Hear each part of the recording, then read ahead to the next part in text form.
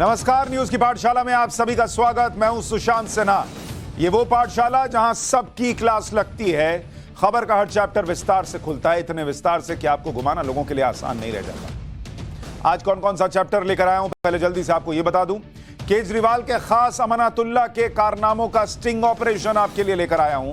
उस sting operation में क्या है आज आपको दिखाऊंगा। स्कूल की जगह दुकानें खोलने वाले केजरीवाल मॉडल का चैप्टर भी है। पाठशाला में वक्फ एक्ट पर चैप्टर 4 लेकर आया हूं। अब सब वक्फ करने लगे, जैसे ज्ञानवापी करने लगे जब हमने पूरा किस्सा और कहानी और सारा इतिहास बताया था। वक्फ को भी कोई नहीं बता रहा था, जब हमने बताना शुरू किया तो अब लोग चर्चा कर रहे हैं। तो हम चैप्टर 4 ले आए हैं, लोग अभी चैप्टर 1 पर अटके पड़े हैं। शहीदों की जमीन पर वक्फ के कब्जे का फुल चैप्टर भी लेकर आया हूं। लंदन के पास हिंदू विरोधी हमलों के पीछे कौन है, आज इसकी बात भी होगी। और ईरान में हिजाब जलता है, यहां हिजाब पर इंडिया जलाया जाता है, क्यों, आज इस पर भी बात होगी। शुरू करते हैं पाठशाला को। सबसे पहले दिन भर का रिवीजन, फिर खोलूंगा पहला चैप्टर।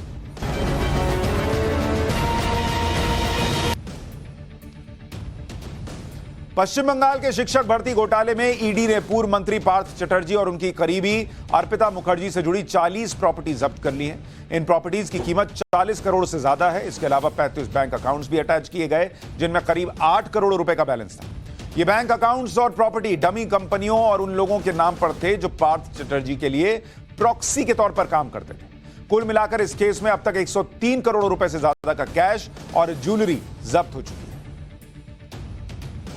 पश्चिम बंगाल की मुख्यमंत्री ममता बनर्जी ने कहा है कि उन्हें नहीं लगता कि पीएम मोदी सीबीआई या ईडी का दुरुपयोग कर रहे हैं, लेकिन बीजेपी के कुछ नेता अपने हितों के लिए ऐसा कर रहे हैं। केंद्रीय जांच एजेंसियों के जरूरत से ज्यादा दखल के आरोपों को लेकर ममता बनर्जी या उनकी सरकार आज विधानसभा में प्रस्ताव लाई। इस पर ममता बनर्जी ने कहा कि जांच एजेंसियां टीएमसी नेताओं के पीछे पड़ी हैं और बीजेपी के नेताओं को हाथ नहीं लगाती। ममता बनर्जी ने दावा किया कि अगर हर बीजेपी नेता के घर पर रेड होने लगे तो कैश का पहाड़ मिलने लगेगा। कांग्रेस अध्यक्ष पद के लिए शशि थरूर चुनाव लड़ सकते हैं। सूत्रों के मुताबिक सोनिया गांधी ने कहा है कि चुनाव लड़ना है तो लड़ लीजिए, सब स्वतंत्र हैं। सूत्रों के मुताबिक यह भी जानकारी है कि गांधी परिवार से अध्यक्ष उम्मीदवार नहीं होगा। हालांकि राहुल गांधी को अध्यक्ष बनाने के लिए कई कांग्रेस कमिटीज ने प्रस्ताव पास किए हैं कि राहुल गांधी कांग्रेस अध्यक्ष पद स्वीकार कर लें। कांग्रेस अध्यक्ष के चुनाव के लिए 22 सितंबर को कांग्रेस नोटिफिकेशन लाएगी। 24 सितंबर से 30 सितंबर तक नामांकन भरने का समय होगा। 17 अक्टूबर को चुनाव हो सकते हैं। पंजाब के पूर्व मुख्यमंत्री कैप्टन अमरिंदर सिंह आज बीजेपी में शामिल हो गए। केंद्रीय मंत्री नरेंद्र सिंह तोमर और किरेन रिजिजू थे वहां पर। उन्होंने कैप्टन साहब को बीजेपी की सदस्यता दिला दी। उनकी जो पार्टी थी लोक कांग्रेस पार्टी, उसका भी बीजेपी में विलय हो गया। पिछले साल अमरिंदर सिंह ने कांग्रेस छोड़ने के बाद अपनी पार्टी बनाई थी और चुनाव लड़ा था बीजेपी के साथ मिलकर। आज दिल्ली के गुरुद्वारा बाला साहिब का डेलीगेशन पीएम आवास में प्रधानमंत्री नरेंद्र मोदी से मिलने आया। पीएम मोदी को पगड़ी पहनाई, अखंड पाठ का प्रसाद दिया गया। प्रधानमंत्री के लिए गुरुद्वारा बाला साहिब ने उनके जन्मदिन पर 15 सितंबर से 17 सितंबर तक अखंड पाठ का आयोजन किया था। पीएम ने कहा कि उन्हें सिख समुदाय के हिस्से के तौर पर महसूस करवाने वाली इन शुभकामनाओं से उनके दिल पर गहरा प्रभाव छूटा है और सरकार सिख समुदाय के लिए लगातार काम करने के लिए प्रतिबद्ध है। कश्मीर में 32 साल के बाद सिनेमा हॉल की वापसी हुई। पुलवामा और शोपियां में नए मल्टीप्लेक्स खोले गए हैं। ऐसा ही मल्टीप्लेक्स श्रीनगर में भी खुलेगा, जिसमें कम से कम 520 लोगों के बैठने का इंतजाम होगा।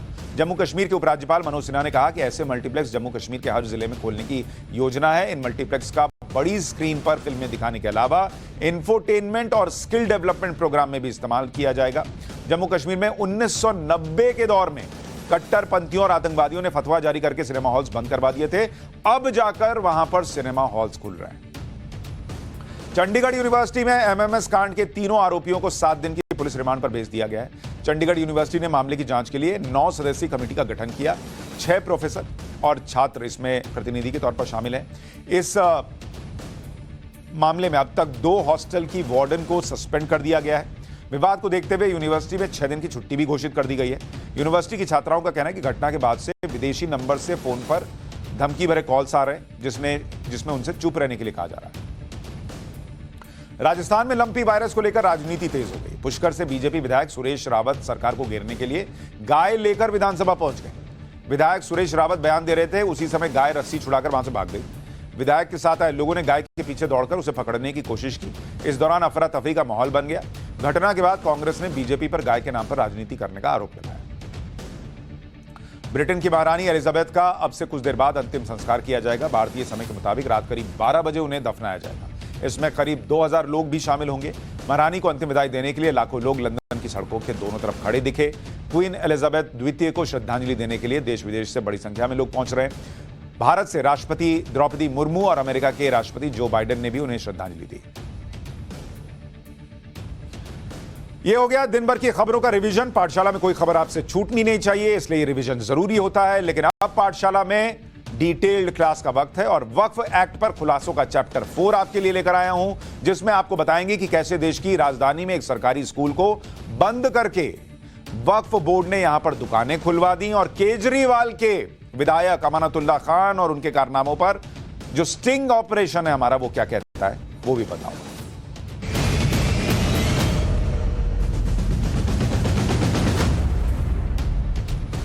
जो अरविंद केजरीवाल अपने शिक्षा मॉडल को दुनिया में बेस्ट बताते, दुनिया में, न्यूयॉर्क टाइम्स छापता है दुनिया में बेस्ट है, बताया जाता है ऐसा। जो अरविंद केजरीवाल अपने डिप्टी सीएम मनीष सिसोदिया को दुनिया का बेस्ट शिक्षा मंत्री बताते हैं, बेस्ट शिक्षा मंत्री बोल दिया ना, तो बोल दिया तो है।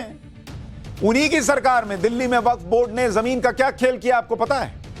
सुनिए। आज केजरीवाल की सरकार में उन्हीं के विधायक अमानतुल्लाह खान, जो वक्फ बोर्ड के चेयरमैन भी हैं दिल्ली में, कैसे उनके राज में दिल्ली में एक स्कूल पर ताला लगा और स्कूल की जमीन पर दुकानें खोल दी गई। दुकान तोड़कर स्कूल बनाते तो समझ में आता कि वर्ल्ड का बेस्ट एजुकेशन मॉडल चला रहे हैं। स्कूल छोड़कर बंद करके और वहां दुकानें खोल दी, यह कौन सा मॉडल है बॉस? अमानतुल्लाह खान को इस वक्त एंटी करप्शन ब्यूरो की कस्टडी में रखा गया है, लेकिन वक्फ बोर्ड में उनके राज में क्या खेल हुआ आज मैं आपको बताता हूं। सबसे पहले आप जो तस्वीरें दिखाने जा रहा हूं उसको देखिए।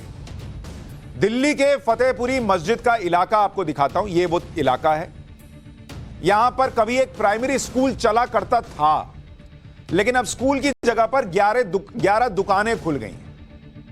ये दुकानें स्कूल तोड़कर उस स्कूल की जमीन पर बनाई गई और ये सब दिल्ली वक्फ बोर्ड के कहने पर हुआ, क्योंकि जिस स्कूल पर ये दुकानें बन गई वो स्कूल वक्फ बोर्ड चलाता था। वक्फ बोर्ड के चेयरमैन अभी कौन है? अमानतुल्लाह खान है। अमानतुल्लाह खान कौन है? केजरीवाल जी की पार्टी के विधायक हैं। और स्कूल की जमीन पर वक्फ बोर्ड का ही दावा था, इसलिए मनमाने तरीके से स्कूल को हटाकर उस जमीन पर दुकानें बनाने को कह दिया गया।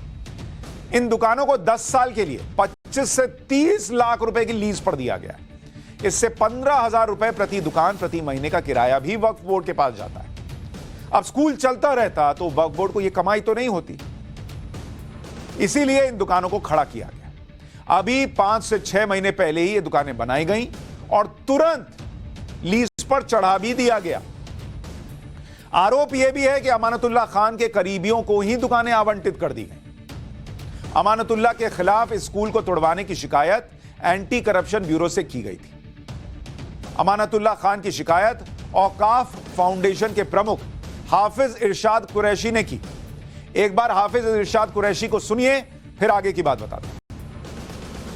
वो एक प्राइमरी स्कूल था दिल्ली वक्फ बोर्ड का, और वो मस्जिद की जगह है, मस्जिद फतेहपुरी की जगह है वो। और क्योंकि मस्जिद फतेहपुरी दिल्ली वक्फ बोर्ड में आती है, उसके ऊपर एक सीनियर सेकेंडरी स्कूल आज भी चलता है, बहुत पुराना स्कूल है। और सेम उसके नीचे एक प्राइमरी स्कूल चलता था। वो एक वक्त के अंदर उस स्कूल को बंद कर दिया गया पिछले चेयरमैन के दौर के अंदर। इसके बाद जब ये अमानत साहब आए तो इन्होंने उसको सील कर दिया, उसका सामान वामान सब बाहर निकाल के फेंक दिया, जो वहाँ का स्टाफ मैनेजर था। तो कुछ दिन तक तो वो सील होता गया। इसके बाद अचानक उन्होंने सील खोली और उसके अंदर मार्केट बना दी, और आज वो मार्केट है, मार्केट के तौर पर पूरी तैयार है, मार्केट बनी हुई है वो।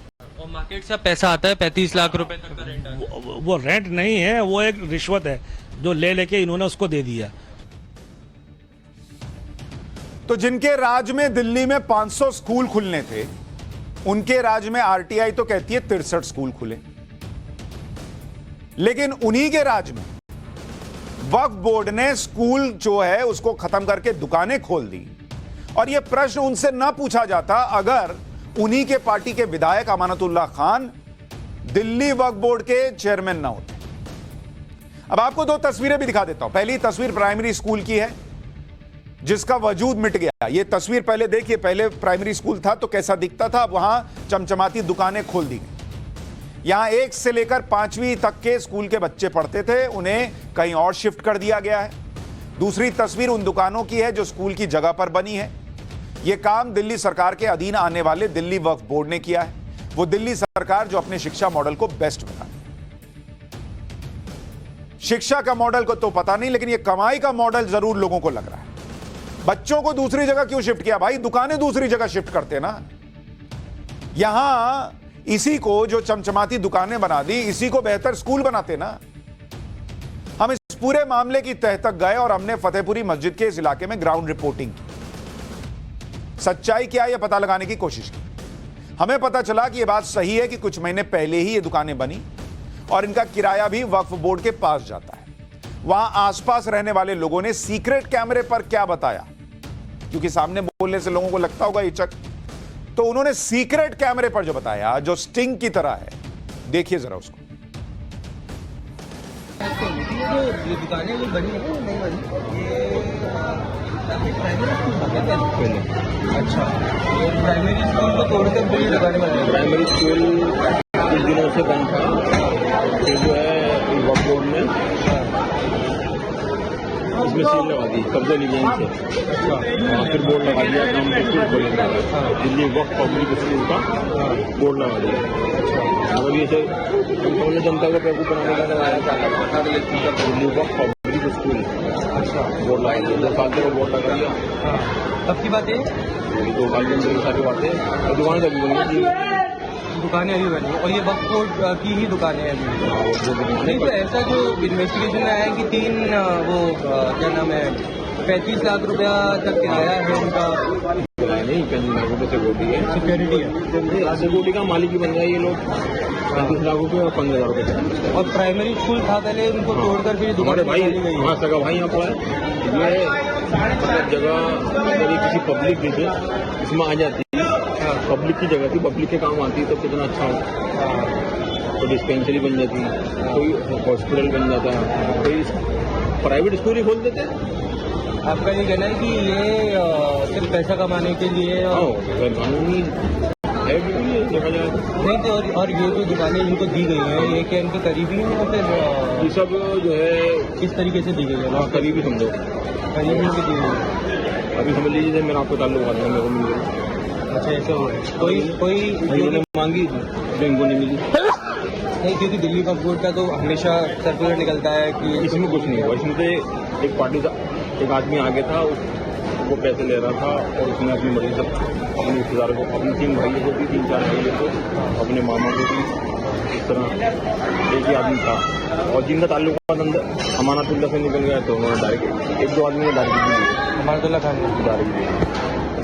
तो वहाँ पर चालू बंद कर देते हैं तो आदमी सोचते हैं कि मेरा कुछ फायदा होगा। वो जो व्यक्ति बता रहे हैं वो भी अमानतुल्लाह खान से लिंक होगा।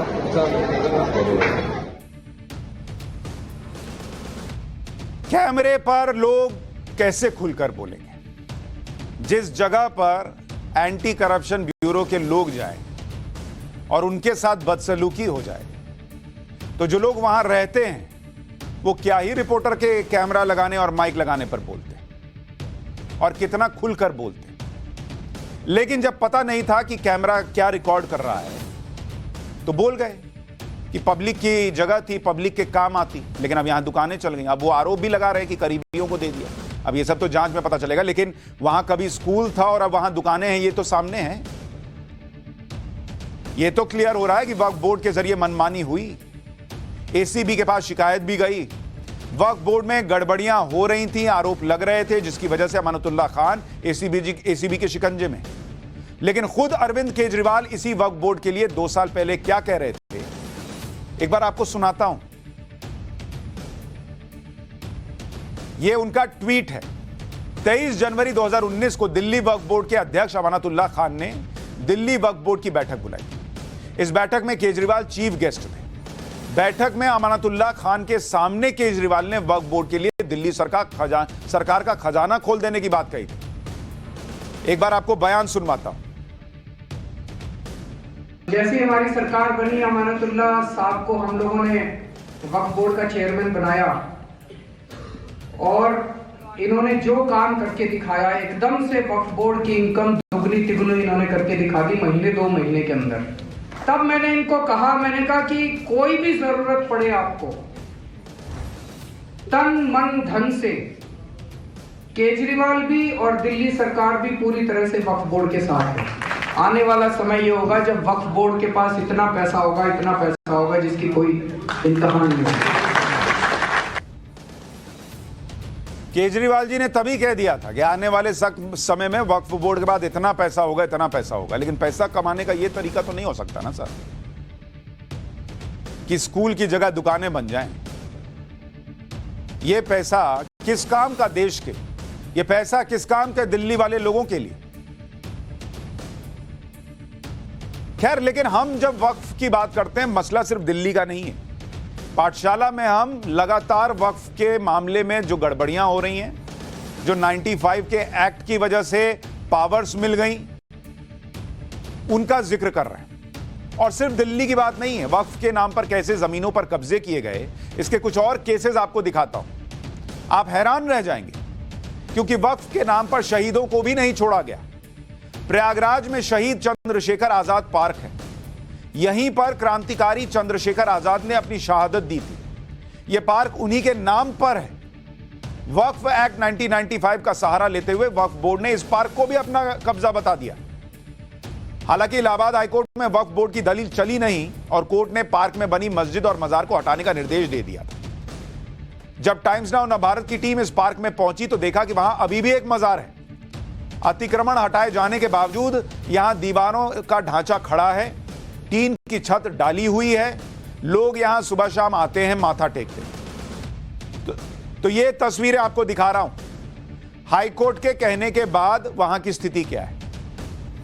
सोचिए, जिस महान क्रांतिकारी ने देश की आजादी के लिए लड़ाई लड़ी, अपनी कुर्बानी दी, उनकी शहादत को सम्मान देने के लिए बने एक पार्क में भी अवैध कब्जे की साजिश चल रही है, यह आरोप लगता है। और यह सब इसलिए शुरू हुआ क्योंकि वक्फ एक्ट 1995 की आड़ में पार्क में बनी मस्जिद, मजार को भी वक्फ संपत्ति घोषित करने की दलीलें रख दी गई। प्रयागराज का चंद्रशेखर आजाद पार्क एक पब्लिक पार्क है, जहां चंद्रशेखर आजाद की मूर्ति भी लगी हुई है। इस जगह को इसलिए संरक्षित रखा गया कि लोग चंद्रशेखर आजाद के बलिदान को याद रखें, वो यहां आए तो चंद्रशेखर आजाद के बारे में जाने पढ़ें। अब उनके नाम पर बने पार्क पर भी अतिक्रमण हो गया और पब्लिक पार्क के अंदर बनी मस्जिद, मजार को हटाने के लिए कानूनी लड़ाई लड़नी पड़ी। इस पार्क को अतिक्रमण से मुक्त करने के लिए एक याचिका डालनी पड़ी। याचिका में कहा गया कि मुस्लिम समुदाय के कुछ सदस्य पार्क की जमीन को कब्रिस्तान में बदलने के लिए कृत्रिम कब्रें बना रहे हैं।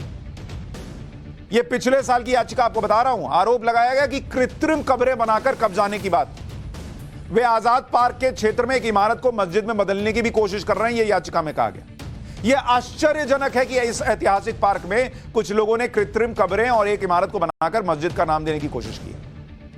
याचिकाकर्ता ने यह भी कहा कि सरकार या वक्फ बोर्ड ने कभी भी पार्क लैंड के किसी भी हिस्से को वक्फ संपत्ति के रूप में पंजीकृत करने के लिए कोई सार्वजनिक नोटिस जारी नहीं किया। याचिका में आरोप लगाया गया कि वक्फ बोर्ड ने बिना कोई नोटिस जारी किए और जनता के सदस्यों और प्रभावित व्यक्तियों को सुनने का कोई अवसर दिए बिना पार्क लैंड के एक क्षेत्र को वक्फ संपत्ति घोषित कर दिया। इस पर इलाहाबाद हाईकोर्ट ने सुन्नी सेंट्रल वक्फ बोर्ड और राज्य सरकार को नोटिस जारी किया। इस मामले पर सुनवाई करते हुए इलाहाबाद हाईकोर्ट ने पिछले साल अक्टूबर में आदेश दिया कि शहीद चंद्रशेखर आजाद पार्क में बनी कब्रें, मजारों या मस्जिद सहित सभी अवैध अतिक्रमणों को 3 दिन के भीतर हटाया जाए। यह कोर्ट को कहना पड़ा कि शहीद के नाम पर पार्क है, बहुत ये अतिक्रमण हटाइए। हाईकोर्ट ने आदेश दिया कि 1975 के बाद हुए अवैध निर्माण को हटाया जाए। यह भी कहा गया कि इसी तरह अवैध निर्माण हटाने का आदेश 1987 में भी दिया गया था। हाईकोर्ट ने नाराजगी भी जताई कि आदेश का पालन क्यों नहीं हुआ, अधिकारी कर क्या रहे थे। साल 1999 में भी एक जनहित याचिका में इलाहाबाद हाईकोर्ट ने अवैध कब्जों को हटाने का आदेश दिया था। हाईकोर्ट ने अपने ऑर्डर में कहा था कि हम चाहते हैं कि पार्क किसी भी तरह अतिक्रमण से मुक्त हो। फिर कह दिया पिछले साल, बावजूद इसके अभी भी एक दीवार का ढांचा खड़ा ही है। और हाईकोर्ट नहीं कहता तो गया था चंद्रशेखर आजाद पार्क। यह इस देश में हो रहा है। लोग सोचते हैं क्यों मैं वक्फ का चैप्टर लेकर आ रहा हूं बार बार। आप देखिए कि वो 1995 के एक्ट के नाम पर इस देश में चल क्या रहा है। इलाहाबाद हाईकोर्ट के आदेश के कुछ ही दिनों में पार्क से अतिक्रमण हटाने की कार्रवाई हुई। अतिक्रमण को हटाकर वहां पौधे लगा दिए गए। कोर्ट के आदेश पर पार्क से एक मस्जिद, 3 मजार, 14 कब्रों को हटा दिया गया। आजाद पार्क के अंदर 12 से भी अधिक स्थानों पर हुए अतिक्रमण को जमींदोज भी किया गया। ये उसकी तस्वीरें दिखा रहा हूं। प्रयागराज के चंद्रशेखर आजाद पार्क का इतिहास भी आपको बता देता हूं। यह पार्क 133 एकड़ में फैला है। यूपी सरकार के मुताबिक साल 1870 में इंग्लैंड के प्रिंस अल्फ्रेड ड्यूक प्रयागराज आए थे। उनके प्रयागराज दौरे को यादगार बनाने के लिए इस पार्क को बनाया गया था। पार्क के अंदर राजा जॉर्ज पंचम और महारानी विक्टोरिया की बड़ी प्रतिमा भी लगाई गई थी। अंग्रेजों के शासनकाल में इसे कंपनी बाग के नाम से भी जाना जाता था। साल 1931 में इसी पार्क में अंग्रेजों ने भिड़ते हुए चंद्रशेखर आजाद शहीद हो गए थे। आजाद की शहादत के बाद इस पार्क का नाम अल्फ्रेड पार्क से बदलकर चंद्रशेखर आजाद पार्क कर दिया। चंद्रशेखर आजाद के नाम पर पार्क तो रख दिया गया, लेकिन उस पार्क को आजादी मिलने के लिए वक्फ के संपत्ति न बन जाए, उस लड़ाई को लड़ने के लिए कोर्ट तक जाना पड़ा। आजाद की शहादत को नमन करने के लिए देश भर से लोग यहां आते हैं। 13 जून 2016 को प्रधानमंत्री नरेंद्र मोदी यहां आए थे। उन्होंने चंद्रशेखर आजाद को श्रद्धांजलि दी थी। तो कोई छोटा मोटा पार्क नहीं, वहां भी ये हो गया। छोटे मोटे पार्क का तो क्या ही होता होगा। यूपी में वक्फ की जमीन बताकर मनमानी करने वाला एक और केस आपको बताता हूं। यह लखनऊ का है, राजधानी का। पुराने लखनऊ के चौक फायर स्टेशन के सामने बेशकीमती जमीन है। इस जगह को काला इमाम बाड़ा के नाम से जाना जाता है। इस जमीन को लेकर लखनऊ वक्फ ट्रिब्यूनल में विवाद चल रहा है। राज्य सरकार इसे अपनी और वक्फ बोर्ड इसे अपनी जमीन बता रहा है। विवाद के बीच ही वक्फ बोर्ड ने यह जमीन एक बिल्डर को दे दी। बिल्डर ने निर्माण भी शुरू कर दिया। राज्य सरकार ने दखल देकर निर्माण को रुकवाया। वहां की एक ग्राउंड रिपोर्ट आपको दिखाता हूं, आपको समझ में आएगा कि ये पावर सोचिए कितनी है कि राज्य सरकार कह रही है कि ये हमारी जमीन है, ये कह रहे हैं हमारी जमीन है, मामला चल रहा है और इन्होंने जमीन दे दी बिल्डर को और बिल्डर ने काम शुरू कर दिया। पावर सोचिए। आप और हम तो किस खेत के मूली हैं जब ये स्टेट से भिड़ जा रहे हैं। यहां दिल्ली में दिखाया था ना, डीडीए का बोर्ड लगाया है कि डीडीए की जमीन है, वहां अपना लगा दिया वक्फ की जमीन है। एक बार वहां से ग्राउंड रिपोर्ट देखिए, फिर आगे की बात। मैं इस वक्त लखनऊ के पुराने इलाके में मौजूद हूं। मेरे सामने ये काला इमाम बाड़ा है। इसको लेकर विवाद है प्रदेश सरकार से। वक्फ बोर्ड का दावा है कि ये जमीन उसकी है, लेकिन राज्य सरकार कह रही है कि ये जमीन उसकी है। लंबे अरसे से विवाद ट्रिब्यूनल में चल रहा है। बेशकीमती जमीन है। शहर के बीचों बीच जो पुराना हिस्सा है लखनऊ शहर का, जिसे चौक इलाका माना जाता है, वहां पर ये जमीन है। कोई छोटी मोटी जमीन नहीं है, बल्कि कई एकड़ की ये जमीन है। आप देखेंगे यहाँ पर काला इमाम बाड़ा बना हुआ है, जिसे आराजी काला कहा जाता है। उस पर बोर्ड भी लगा हुआ है, गेट नंबर 1 है। ऐसे कई सारे गेट हैं और पीछे बस्तियां भी बनी हुई हैं। राज्य सरकार की ये जमीन है, लेकिन वक्फ बोर्ड दावा कर रहा है ये उसकी जमीन है। तो इसको लेकर दावा है। तो वक्फ बोर्ड, जिस पर ये कहा जाता है कि वो अपनी संपत्ति नहीं बचा पाता, लेकिन कई जगह ऐसी हैं जहां पर वक्फ बोर्ड ने भी सरकारी जमीन पर अपना कब्जा कर लिया है और ये उन्हीं में से एक है। हालांकि मामला ट्रिब्यूनल में है, सुनवाई चल रही है। सुनवाई के बाद तय हुआ किसकी जमीन है। ऐसे कितने ही मामले हैं जो हमने खबर ना दिखानी शुरू की होती तो आपको पता भी नहीं चलता। इसी तरह लखनऊ के करबला बाग की जमीन पर भी विवाद है। यहां मामला उल्टा है। आरोप है कि यहां वक्फ की जमीन पर लोगों ने कब्जा कर लिया है, पक्का निर्माण करवा लिया, दुकानें मकान बना लिया। इसमें ज्यादातर मुस्लिम समुदाय के लोग हैं। यह मिसमैनेजमेंट दिखा रहा हूं। वक्फ के नाम पर क्या चल रहा है वो तो आप देख ही रहे हैं, लेकिन वक्फ की जमीन पर मिसमैनेजमेंट चलता है। कैसे अंदर के लोगों के मिले होने का भी आरोप लगता है, जिसमें ऐसी चीजें हो जाती हैं। मतलब लेयर्स है बॉस, एक लेयर की गड़बड़ी नहीं है, अलग अलग लेयर्स की हैं। यहां मुस्लिम लोगों ने वक्फ की जमीन कब्जा ली, आरोप लग रहा है। वक्फ बोर्ड के अंदर भी कई तरह की धांधली होती है, उसका तरीका भी आपको बता देता हूं जो आरोप लगते हैं। शिया और सुन्नी वक्फ बोर्ड में एंट्री के लिए चुनाव कराए जाते हैं। इसमें समुदायों के 2-2 सांसद, 2-2 विधायक, कानूनी मामलों के जानकार और 1 लाख रुपए से ज्यादा आय वाले वक्फ के 2 मुतवल्ली बतौर सदस्य नियुक्त होते हैं। मुतवल्ली वो शख्स होता है जो वक्फ की संपत्ति का प्रबंध देखता है, उसका संरक्षक होता है, केयरटेकर। नेता और रसूखदार लोग वक्फ बोर्ड में अपने लोगों को शामिल कराकर वक्फ की बेशकीमती संपत्तियों को बेच देते हैं। कई मामलों में वक्फ संपत्तियों के मुतवल्ली ही जमीनों को बेचकर वहां अवैध कब्जे करवा रहे हैं। ट्रिब्यूनल हो या हाईकोर्ट, दोनों ही जगह वक्फ बोर्ड अपना पक्ष सही से नहीं रख पाता।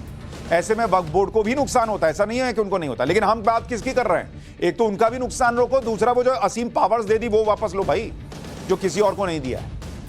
ऐसा भी होता है कि वक्फ बोर्ड आय बढ़ाने के लिए अपनी बेशकीमती जमीनों कमर्शियल कॉम्प्लेक्स बनाने के लिए बिल्डर को लीज पर दे देते हैं, लेकिन इससे होने वाली आय वक्फ बोर्ड की बजाय सदस्यों की जेब में जाती है, यह भी आरोप लगता है। वक्फ बोर्ड में एक पूर्व मेंबर ने टाइम्स नाउ नवभारत को बताया कि कैसे वक्फ की जमीनों से जेब भरने का काम होता है। हाँ, इसमें पैसे का लेन देन होता है, मुतवल्ली मोटी मोटी रकमें लेके कब्जा करा देता है, रसीद किराएदारी की कट जाती है। अब जैसे आपसे मोटी कोई रकम ले ली, जमीन की कीमत है वहाँ पे जैसे 5000 स्क्वायर फीट है जमीन, तो 1 करोड़ की जमीन है, उसकी छोटी मोटी रसीद काट ली 500 रुपए 1000 रुपए, उससे मोटी रकम उठा ली और उसको दे दिया कि किराएदार हो तुम, क्योंकि वक्फ संपत्ति बिकी नहीं सकती है, तो मुतवल्ली ये खेल करते हैं। यूपी में वक्फ बोर्ड के पास कितनी संपत्तियां हैं, कितनी संपत्तियों पर विवाद है, यह भी आपको बता देते हैं। बहुत लंबा चौड़ा मामला है बॉस, छोटा मामला नहीं है। यूपी के अंदर का सिर्फ बता रहा हूं, देश वाला आपको वैसे एक बार बताया है, उसको याद कीजिएगा तो आपको ध्यान आ जाएगा। अब उत्तर प्रदेश का बता रहा हूं। यूपी में वक्फ की संपत्ति आपको बता रहा हूं। यूपी सुन्नी वक्फ सेंट्रल बोर्ड रजिस्टर्ड अचल संपत्ति, सुन्नी का पहले बता रहा हूं। सुन्नी वक्फ बोर्ड, इनकी अचल संपत्ति ये कितनी है, 2,11,085 संपत्तियां हैं। 2 लाख, इतनी जमीन तो अभी सिर्फ सुन्नी वक्फ बोर्ड का बता रहा हूं। और कहां का बता रहा हूं, सिर्फ उत्तर प्रदेश का बता रहा हूं। सिर्फ डिफेंस और रेलवे के बाद सबसे ज्यादा जमीन वक्फ बोर्ड के पास है। और अगर आप शिया वक्फ बोर्ड का देखिएगा, उनके लिए रजिस्टर्ड अचल संपत्ति इनकी है 15,386 माफ कीजिएगा। 5 संपत्ति भाई मेरे हिस्से से मत हटाइए, मेरे कहने पे 86। तो पूरी यूपी में देखिएगा तो 1.25 लाख संपत्तियों को लेकर विवाद चल रहा है। मतलब इसमें से जो 2 लाख इधर हो गई और 15,000 इधर हो गई, इसमें से 1.25 लाख पर इन पर विवाद चल रहा है। यह हालत है। अकेले लखनऊ में वक्फ बोर्ड की 1500 से ज्यादा संपत्ति विवादित है। ये जो विवाद हैं, ये ऐसे ही खड़े नहीं हुए। वक्फ के अंदर जो चल रहा है उसको भी सुधारने की बहुत जरूरत है, और जो असीम अधिकार दिए उन पर भी लगाम लगाने की बहुत सख्त जरूरत है। और इसीलिए पाठशाला में हम बार बार ये मुद्दा उठाकर देश को जगा रहे हैं, आपको बता रहे हैं, और सरकारों से भी निवेदन कर रहे हैं कि अगर देश वाकई सेक्युलर है तो इस सेक्युलर देश में किसी को इतनी पावर मत दीजिए। अब जरा हिंदुओं की बात करता हूं। पाठशाला में लंदन के पास लेस्टर में हुई हिंदू विरोधी हिंसा का चैप्टर खोलता।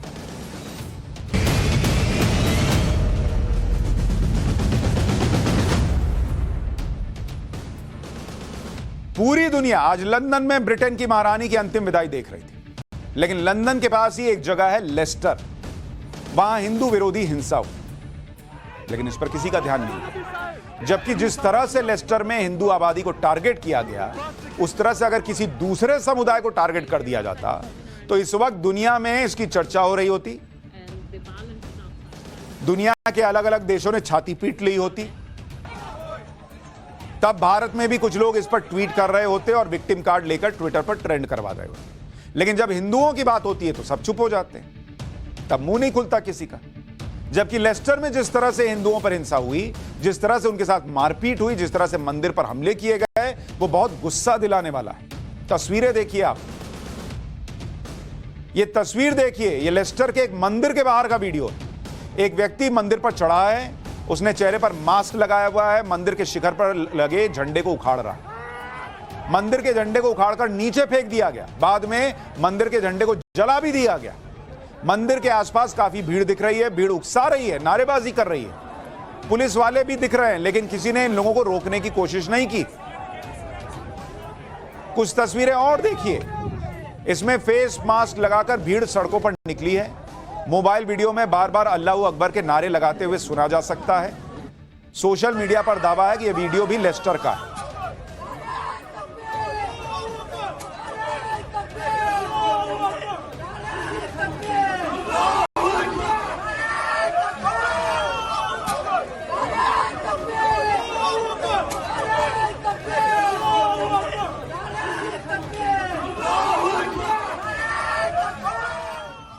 ये वीडियो सोशल मीडिया पर वायरल है।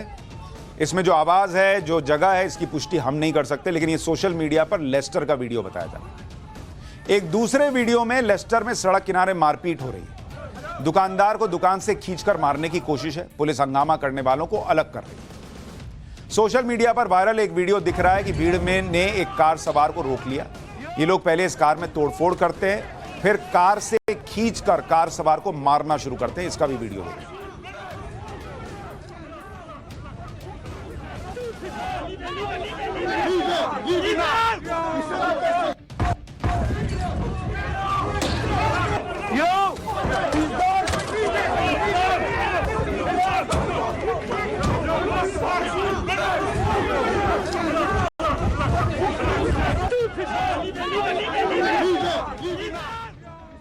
इस बीच लेस्टर में हिंदुओं पर हमले के खिलाफ लंदन में भारतीय उच्चायोग ने चिंता जताई। उच्चायोग ने एक बयान जारी करते हुए कहा है कि हम लेस्टर में भारतीय समुदाय के खिलाफ हुई हिंसा, परिसर और हिंदू धर्म के प्रतीकों के साथ तोड़फोड़ की कड़ी निंदा करते हैं। हमने ब्रिटेन के अधिकारियों के साथ इस मामले को मजबूती से उठाया है। इन हमलों में शामिल लोगों के खिलाफ तत्काल कार्रवाई की मांग करते हैं। हम अधिकारियों से प्रभावित लोगों को सुरक्षा प्रदान करने की अपील भी करते हैं। लेस्टर में हिंदुओं पर हमला करने वाले पाकिस्तानी हैं, जो 28 अगस्त से हिंदुओं को टारगेट कर रहे हैं।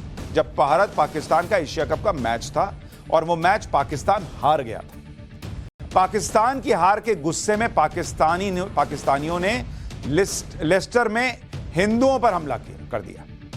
28 अगस्त को तो हल्की फुल्की झड़प हुई।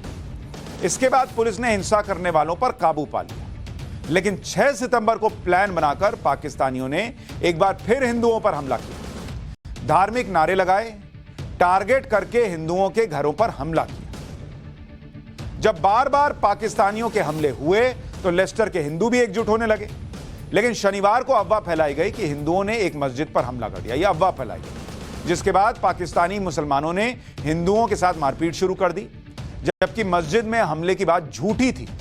लेस्टर पुलिस ने इसकी पुष्टि की। उन्होंने लिखा कि पुलिस ने सोशल मीडिया पर ऐसी खबरें देखी हैं कि एक मस्जिद पर हमला किया जा रहा है। ग्राउंड पर मौजूद अधिकारियों ने पुष्टि की है कि यह सच नहीं है। कृपया सोशल मीडिया पर केवल वही जानकारी साझा करें जो सच है। पाकिस्तानियों के हमले के बाद रविवार को लेस्टर में हिंदुओं ने एक रैली भी निकाली। इस शांतिपूर्ण रैली का मकसद लगातार हो रहे हमले पर प्रशासन का ध्यान खींचना। इस रैली में जय श्री राम और वंदे मातरम के नारे भी लगाए गए।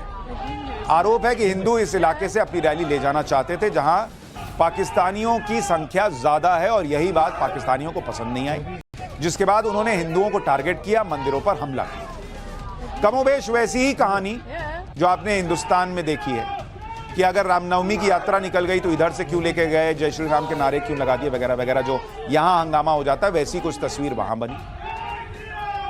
जय श्री राम के शांतिपूर्ण नारे भी लोगों को नागवार गुजर गए। जिस तरह से भारत में कुछ इलाके ऐसे हैं जहां अघोषित रूप से पुलिस नहीं जाती, उसी तरह से लंदन के लेस्टर के इस इलाके में अघोषित रूप से पाकिस्तान से आए लोगों का कब्जा है। दावा किया जाता है कि इस इलाके में लंदन पुलिस भी एंट्री नहीं करना चाहती है, लेकिन हिंदुओं ने इस इलाके से जाने का फैसला लिया, जिससे पाकिस्तानी भड़क गए। हिंदुओं की रैली के खिलाफ पाकिस्तानी मुसलमानों ने सड़क पर नमाज पढ़ना शुरू कर दी। वो तस्वीर देखिए, यहां कुछ लोग जमा हो गए, उन्होंने सड़क बंद कर दी और वहीं पर बैठकर नमाज पढ़ने लगे। पुलिस उस वक्त भी वहां मौजूद थी, लेकिन चुपचाप रही। न नमाज पढ़ने वालों को रोका गया, न वहां से हटाया गया। अब इस पूरे मामले में हुआ यह कि पहले तो हिंदुओं पर हमले हुए, उसके बाद पाकिस्तानियों ने विक्टिम कार्ड खेलना शुरू कर दिया, हिंदुओं को बदनाम करने की कोशिश शुरू कर दी, हिंदू फोबिया फैलाना शुरू किया। ये कहने लगे कि हिंदू ही हिंसा कर रहे हैं। पिछले कुछ दशकों में लेस्टर के अंदर मुसलमानों की आबादी हिंदुओं से ज्यादा हुई। लेस्टर में अगर आप आबादी के लिहाज से देखेंगे, जो लंदन के पास है लेस्टर, जहां पर यह हिंसा हुई है, वहां पर अगर आप देखेंगे तो 2001 में यहां मुस्लिम थे 11%, 11%, 2001 की बात बता रहा हूं। और आज की तारीख में कितने हैं?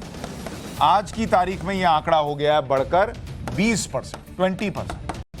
बहुत सारे लोग पाकिस्तान से भी आए। 2001 में हिंदू कितने थे इस लेस्टर के अंदर? 15%, 15%। और आज कितने हैं हिंदू यहां पर? आज है 16%। मतलब हिंदू आबादी 1% बढ़ी, मुस्लिम आबादी वहां पर 20% बढ़ चुकी है। और इसी का नतीजा है कि उनको यहां लगता है जब यहां पुलिस नहीं आती तो हिंदू कैसे निकाल देगा रैली यहां पर। इंग्लैंड और वेल्स में हिंदू और मुस्लिम आबादी, आपको बताया कि मुस्लिम आबादी 2001 में 15 लाख थी, 2011 में बढ़कर 25 लाख हुई, 2022 में 32 लाख हो गई। हिंदू आबादी 2001 में 6 लाख थी, 2011 में 8 लाख थी, 2022 में 10 लाख हुई। ये इंग्लैंड और वेल्स का आपको बता रहा हूं, क्योंकि पाकिस्तान से भी बहुत लोग वहां पहुंच रहे हैं। पिछले कुछ समय से इस तरह से पूरी दुनिया में हिंदुओं पर हमले बढ़े। अगर सिर्फ और सिर्फ पाकिस्तान की बात करें तो इसी साल जून में कराची के कुरंगी में श्रीमारी माता मंदिर में तोड़फोड़ की गई। इससे पहले जनवरी में पाकिस्तान के सिंध में हिंगलाज माता मंदिर में तोड़फोड़ हुई थी। दिसंबर 2021 में कराची में नारायण मंदिर की मूर्तियों को तोड़ा गया था। मार्च 2021 में रावलपिंडी में 100 साल पुराने मंदिर में तोड़फोड़ हुई थी। दिसंबर 2020 में खैबर पख्तूनख्वा में पुराने हिंदू मंदिर में तोड़फोड़ हुई थी।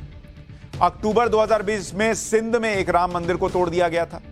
अगस्त 2020 में कराची में पुराने हनुमान मंदिर और 20 हिंदू परिवारों के घरों को तोड़ा गया था।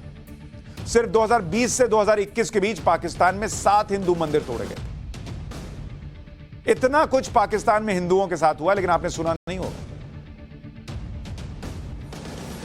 क्योंकि पूरे दुनिया में नैरेटिव तो यह बनाया जा रहा है कि हिंदुस्तान में हिंदूवादी सरकार है, हिंदुत्ववादी सरकार है, हिंदू जो है वो अग्रेशन में आ रहा है, जबकि यहां ऐसा कुछ नहीं हो रहा। लेकिन दुनिया भर में हिंदुओं के साथ क्या हो रहा है ये आपको कोई बताता भी नहीं, क्योंकि यहां हो या वहां हो हिंदू को कोई कुछ समझता ही नहीं। सिर्फ पाकिस्तान ही नहीं, पिछले कुछ समय में इस्लामिक कट्टरपंथियों ने बांग्लादेश में भी हिंदू मंदिरों में तोड़फोड़ की।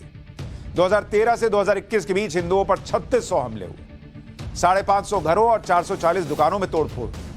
मंदिरों पर हमले और मूर्तियों को तोड़ने के 1670 मामले सामने आए।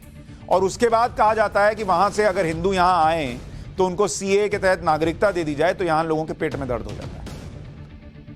सिर्फ पाकिस्तान और बांग्लादेश ही नहीं, पिछले कुछ समय में कनाडा में भी हिंदुओं और मंदिरों पर हमले बढ़े।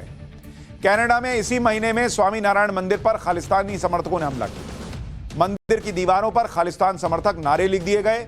सिर्फ टोरंटो में दिसंबर 2021 से फरवरी 2022 के बीच 6 मंदिरों में लूट हुई। अमेरिका में एंटी हिंदू गैंग एक्टिव है। पिछले कुछ सालों में अमेरिका में हिंदुओं का वर्चस्व बढ़ा है। इससे परेशान एंटी हिंदू गैंग हिंदुओं के खिलाफ एजेंडा चला रहा है। अमेरिका में हिंदू विरोधी हिंसा की बात करें तो वर्ष 2020 में 12 एंटी हिंदू घटनाएं घटी। 2016 में पेंसिल्वेनिया काउ सेंचुरी में एक गाय का सिर काटकर फेंक दिया गया।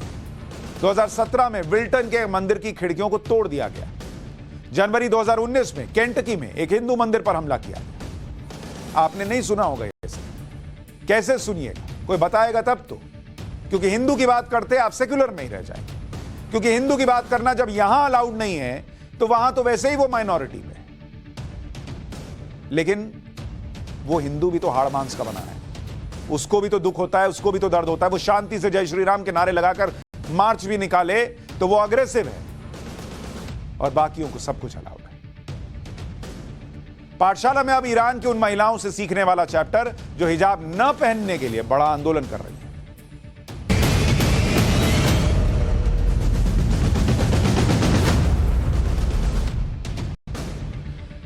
भारत में एक वर्ग ऐसा है जो चाहता है कि स्कूलों में भी हिजाब पहनने से ना रोका जाए। इसे लेकर लोग सुप्रीम कोर्ट चले गए, जहां हिजाब को लेकर सुनवाई चल रही है। ये हिजाब पहनने को अधिकार बताते हैं, कहते हैं कि स्कूलों में हिजाब पर रोक मुसलमानों को प्रताड़ित करने का एक और जरिया है।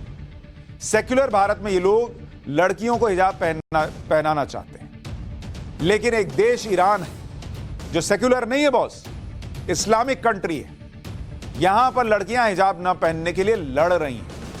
तो इस्लामिक कंट्री में हिजाब ना पहनने की लड़ाई लड़कियां लड़ रही हैं। सेक्युलर हिंदुस्तान में लड़कियां स्कूल में हिजाब क्यों नहीं पहन के जाएंगी, इसकी लड़ाई सुप्रीम कोर्ट में कुछ लोग लड़ रहे हैं।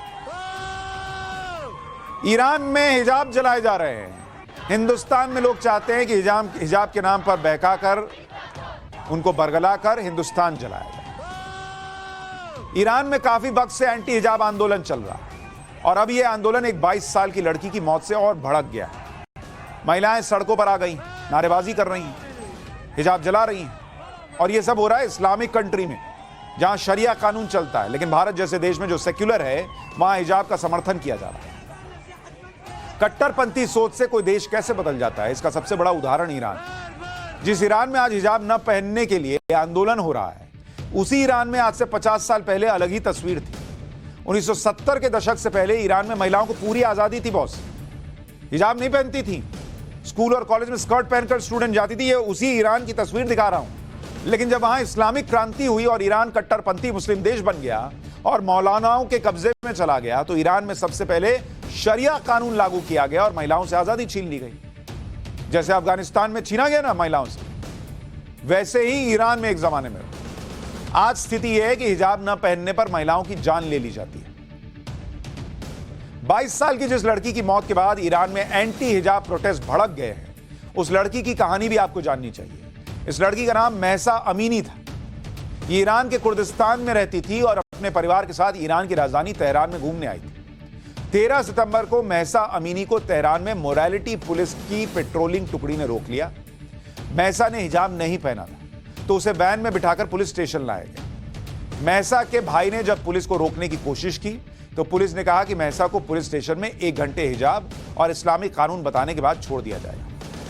उसका भाई पुलिस स्टेशन के बाहर ही इंतजार करता रहा और उसी बीच एम्बुलेंस में पुलिस महसा को लेकर अस्पताल चली गई। आरोप है कि पुलिस ने महसा को बुरी तरह से टॉर्चर किया।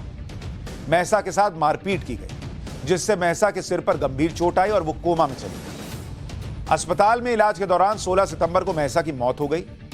उसकी मौत के बाद ईरान में बड़ा प्रोटेस्ट शुरू हुआ। तो ईरान में महसा उनके लिए रोल मॉडल है, जो इस्लामिक कंट्री में हिजाब न पहनने की लड़ाई लड़ रही है। और हमारे यहां हिजाब पहनकर कॉलेज जाने वाली लड़की की तस्वीर आपको वायरल हुई थी, आपको याद है? जो वो जा रही थी और वहां पर उसको कुछ लड़के जो है वो वहां पर हूट करते हैं और वो जो है पलट कर बोलती है। तो हिजाब पहनने की लड़ाई लड़ने वाली लड़की हमारे यहाँ हीरो है और वहां हिजाब छोड़ने वाली लड़की हीरो है। ये सेक्युलर और इस्लामिक कंट्री की बात कर रहा हूं के बीच के फर्क। सोचिए भारत को लोग क्या बनाना चाहते हैं। महसा की मौत के बाद उसके परिवार वालों ने पुलिस पर आरोप लगाया है, जबकि पुलिस का कहना कुछ और है। पुलिस कह रही है कि महसा अमीनी को मार्गदर्शन और शिक्षा के लिए ग्रेटर तेहरान के पुलिस स्टेशन ले जाया गया था। मार्गदर्शन के लिए पुलिस स्टेशन। वहां अचानक महसा को हार्ट अटैक आ गया, जिसके बाद उसे अस्पताल में एडमिट किया गया। महसा पुरानी बीमारी से पीड़ित थी। महसा के परिवार वालों का आरोप है कि 22 साल की महसा पूरी तरह से फिट और स्वस्थ थी। उसको हार्ट की कोई बीमारी ही नहीं थी। उसकी मेडिकल हिस्ट्री भी पूरी तरह से ठीक थी। महसा को सबसे गंभीर कोई बीमारी थी तो वो थी सर्दी। गिरफ्तारी के 2 घंटे बाद ही उस पर अस्पताल ले जाया गया, यानी उसके साथ मारपीट की गई। महसा अमीनी की पोस्टमार्टम रिपोर्ट तेहरान पुलिस के दावों से अलग है। पोस्टमार्टम रिपोर्ट के मुताबिक महसा के सिर की हड्डी टूटी हुई है। हार्ट अटैक आने से सिर की हड्डी टूट जाती है बॉस। और इस पोस्टमार्टम रिपोर्ट कहती है कि इसी हड्डी के टूटने से बहुत ज्यादा खून बह गया। खून बहने से दिमाग में हैमरेज हो गया। उसके अलावा महसा की छाती पर कई अंदरूनी चोट के निशान पाए गए। तो पुलिस पोस्टमार्टम रिपोर्ट को पढ़ी है तो लग रहा है साफ झूठ बोल रही है। महसा अमीनी को कुर्दिस्तान में उनके गांव सांगेज में दफनाया गया। फ्यूनरल के दौरान हालात को काबू करने के लिए भारी पुलिस बल तैनात थी। पुलिस को देखकर लोग और भड़क उठे और सरकार विरोधी नारे लगाते हुए पुलिस पर हमला कर दिया। महसा अमीनी की अंतिम यात्रा के दौरान सैकड़ों महिलाएं इकट्ठा हुई थी। इसी दौरान महिलाओं ने अपने अपने हिजाब उतारकर ईरान सरकार के खिलाफ नारेबाजी शुरू कर दी। एक बार देखिए।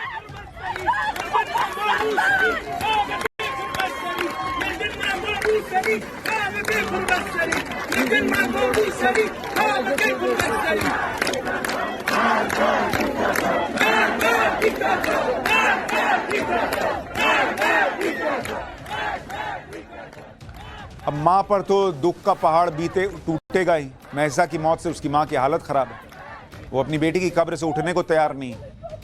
ये तस्वीरें महसा अमीनी की कब्र की हैं, जहां बैठकर महसा की मां अपनी बेटी को याद कर रही हैं, रो रही हैं, कब्र पर गुलाब के फूल की पत्तियां रख रही हैं। ईरान में एंटी हिजाब प्रोटेस्ट नया नहीं, लेकिन महसा की मौत के बाद एंटी हिजाब मूवमेंट और मुखर हो गया है। महिलाएं खुलकर हिजाब का विरोध कर रही हैं। ये लोग अपने बाल काट रहे हैं। ईरान से कई ऐसे वीडियो आए हैं जिनमें महिलाएं हिजाब को आग लगा रही हैं। दर्जनों महिलाओं ने सोशल मीडिया पर हिजाब जलाने वाले वीडियो पोस्ट किए हैं। क्या भारत में ऐसा संभव है? भारत सेक्युलर है बॉस। महिलाएं क्या इस मुखरता के साथ कह सकती हैं कि हम हिजाब नहीं पहनेंगे? हिजाब जलाने के अलावा महिलाएं अपने बाल काटने का वीडियो भी शेयर कर रही हैं। कई महिलाओं और लड़कियों ने खुद ही अपने बाल काटकर वीडियो पोस्ट किया है। इतना गुस्सा है उनके अंदर। और हमारे यहां भारत में, हमारे यहां लड़कियां हिजाब पहनकर स्कूल कॉलेज जाना चाहती हैं तो जाने दो। क्या यहां जो लड़कियां हैं वो इन लड़कियों से कुछ अलग है? उनकी आजादी जो है वो इनकी आजादी से कुछ अलग है? क्या उनके अंदर ये गुस्सा नहीं है जो इनके अंदर है? ईरान जैसे इस्लामिक स्टेट में ये महिलाएं खुलकर विरोध कर रही हैं बंदिशें लगाए जाने का, और हिंदुस्तान के अंदर सुप्रीम कोर्ट में लड़ाई लड़ी जा रही है कि लड़कियां कॉलेज क्यों नहीं जाएंगी हिजाब पहनकर। क्या भारत के स्कूल कॉलेज ईरान जैसे बनाए जाएंगे? आज ये चैप्टर इसलिए लेकर आया हूं, ये सिर्फ ईरान की लड़ाई की बात नहीं है। आपको हिंदुस्तान के लिहाज से इसको समझना होगा कि कुछ लोग हिंदुस्तान को क्या बनाना चाहते हैं। कुछ लोग हिंदुस्तान को 1970 के बाद वाला ईरान बनाना चाहते हैं, वहां घसीट कर ले जाना चाहते हैं, शरिया कानून वाला हिंदुस्तान बनाना चाहते हैं, या महिलाएं आजादी से अपनी जिंदगी जी सकें वो हिंदुस्तान मिलना चाहिए उनको। ईरान के अलग अलग इलाकों में प्रोटेस्ट हो रहा है। ये तस्वीरें जो आपको दिखा रहा हूं ये ईरान के सनंदाज इलाके की हैं। महिलाएं सड़क पर हिजाब उतारकर विरोध कर रही हैं। इन महिलाओं की डिमांड है कि महिलाओं को सख्त कानून से आजादी दी जाए। खास बात यह है कि महिलाओं को के साथ साथ पुरुष भी सड़कों पर प्रोटेस्ट कर रहे हैं।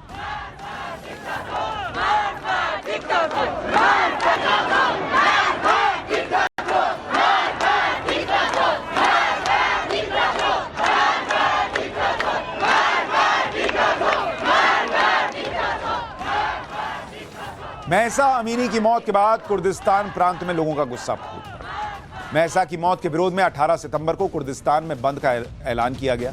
कुर्दिस्तान की सड़कों पर सन्नाटा पसरा हुआ दिख रहा है। सारी गतिविधियां ठप हो गई। लोगों के मन में ईरान सरकार के खिलाफ गुस्सा है। ईरान में प्रदर्शनकारियों को रोकने के लिए पुलिस सारे हथकंडे अपना रही। कई इलाकों में तो पुलिस ने प्रदर्शनकारियों पर गोली भी चलाई। ये जो वीडियो आपको दिखा रहा हूं इसमें गोलियों की आवाज साफ सुनाई दे रही है। एक बार सुनिए इसको।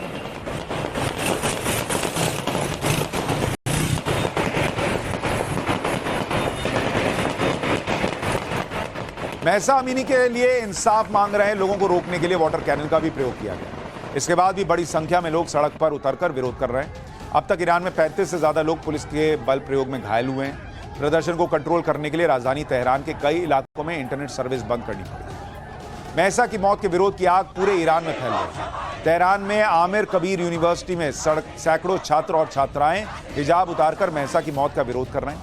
नारेबाजी की जा रही है और तानाशाह सरकार का अंत हो, ये नारे लगे। यूनिवर्सिटी में ईरान रेवोल्यूशनरी गार्ड्स के खिलाफ भी नारेबाजी की गई है। ईरान में इस्लामिक कानून के मुताबिक महिलाओं के पहनावे पर नजर रखने के लिए मोरालिटी पुलिस है। मोरालिटी पुलिस के लोग ईरान की सड़कों पर पेट्रोलिंग करते रहते हैं। कोई महिला या लड़की बिना हिजाब के दिख जाए या फिर इस्लामिक कानून के विपरीत कपड़ों में दिखती है तो मोरालिटी पुलिस के जवान उस पर टूट पड़ते। देखिए किस तरह से लड़कियों के साथ बर्ताव होता है।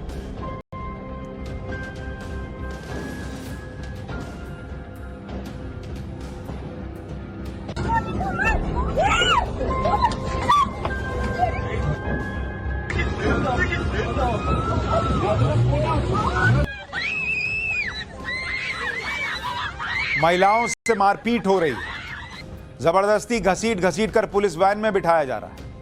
कई महिलाओं को इस दौरान गंभीर चोट आती है, लेकिन मोरालिटी पुलिस को इसकी कोई परवाह नहीं होती। उनका सिर्फ एक ही लक्ष्य है कि ईरान में सभी महिलाएं इस्लामिक कानून के मुताबिक कपड़े पहनें। वहां वो सरकार से लड़ रही हैं कि हमें आजादी दो। यहां सरकार आजादी दे रही है। स्कूल में सबको बराबर मानकर एक जैसा ड्रेस कोड होना चाहिए कह रही है। तो यहां उल्टी लड़ाई लड़ रहे हैं। क्यों? क्योंकि सरकार पसंद है। मसला वहीं आकर अटकता है बॉस, मैं आपको बता रहा हूं। हर चीज में ये तय कर लिया गया है कि अच्छा बुरा नहीं, हमारे धर्म के बारे में मत बोलो बस। उसमें खुले मन से विचार ही नहीं हो पा रहा है। ईरान में महिलाओं के लिए कैसे कानून है वो भी देखिए। ईरान में शरिया कानून चलता है और उसी के हिसाब से सजा दी जाती है। ईरान में महिलाओं को सार्वजनिक जगहों पर हिजाब पहनना अनिवार्य है। हिजाब इस तरह से पहनना होता है कि सिर के बाल भी नहीं दिखने चाहिए। 7 साल से बड़ी बच्चियों को हिजाब पहनकर ही बाहर निकलने की अनुमति है। महिलाएं हिजाब भी रंग बिरंगे या भड़काऊ रंग के नहीं पहन सकती। महिलाएं टाइट और फैशनेबल कपड़े नहीं पहन सकती। नियम तोड़ने पर पहली बार में जुर्माना लगता है, बार बार नियम तोड़ने पर गिरफ्तारी होती है, टॉर्चर किया जाता है। महिलाओं के लिए गैर मर्द से हाथ मिलाना तक अपराध माना जाता है। इसी साल अगस्त में ईरान के राष्ट्रपति इब्राहिम रईसी ने एक आदेश जारी किया जिसके मुताबिक इस्लामिक ड्रेस कोड का सख्ती से पालन करना जरूरी है।